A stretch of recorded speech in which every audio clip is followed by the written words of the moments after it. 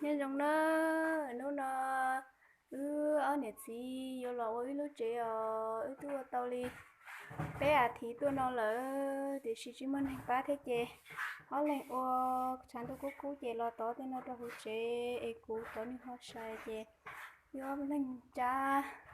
tao mới xa nú rồi nó chỉ tao tao nó chế đó này sai đêm nó được nó mù đi nó sư chỉ muốn hành ba thế chế ở lên ủa sư chế vấn đề hành lo nữa ủa lão ta mỗi thế tệ thì chỉ trong câu ta này lo nó xong đó chẳng có gì nữa nó tạo ra chuyện đó cho khó chỉ có một ha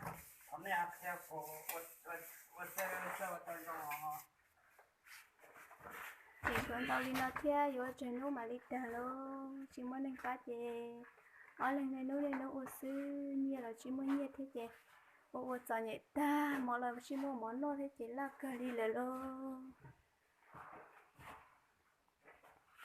nó bữa thứ chè này ô cà tay nó sẽ bữa tay đi sang nó bây giờ cho sẽ nó bữa tay sang nó nữa giờ không yêu nó thì bỏ lại chè bắt chân gà đó theo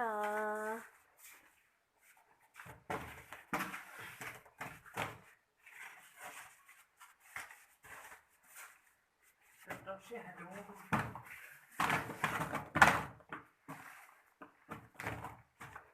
cái lúc chị chè giờ sau chị hành động nữa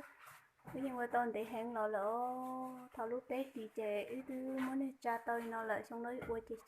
từ tao tới xí mà nên nó thầu lúc xí nào chè nhưng không và không sự chè nó thế chè